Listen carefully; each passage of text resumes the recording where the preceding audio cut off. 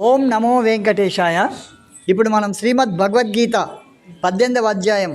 మోక్ష సన్యాస యోగంలో 20వ శ్లోకం నేర్చుకునే ప్రయత్నం చేద్దాం. సర్వభూతేషు ఏనైకం సర్వభూతేషు ఏనైకం సర్వభూతేషు ఏనైకం భావమవ్యయమీక్షతే భావమవ్యయమీక్షతే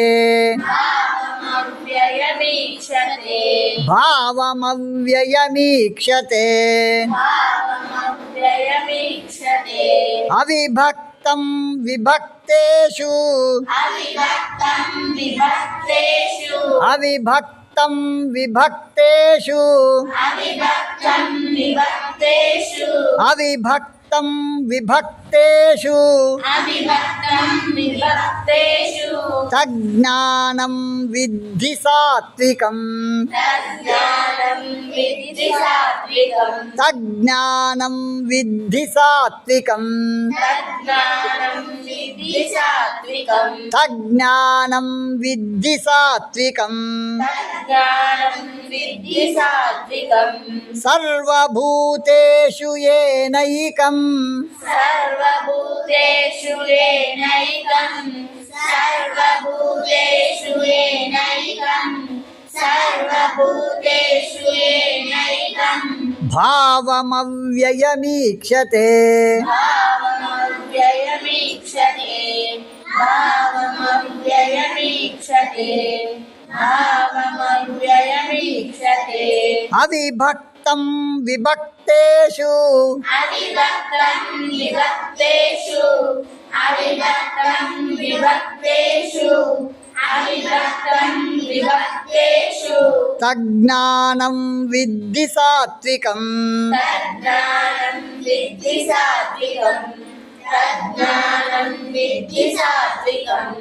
తజ్ఞానం విద్ధి సాత్వికం సర్వభూతేషు ఏనైకం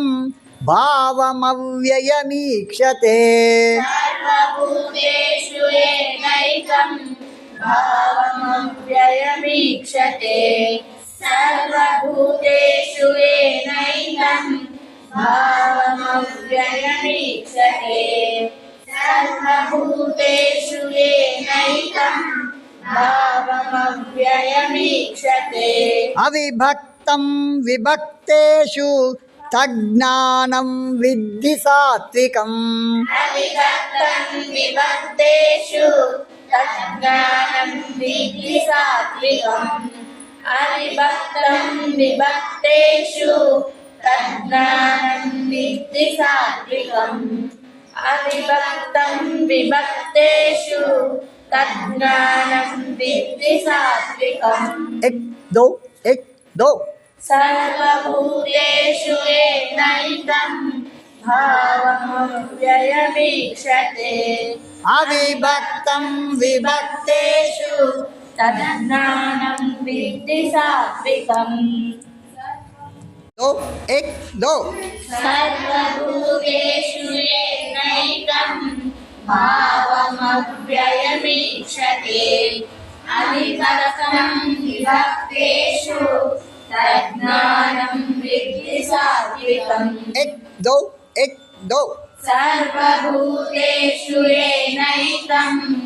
భావమవ్యయమీక్షతే అవిభక్తం విభక్తేషు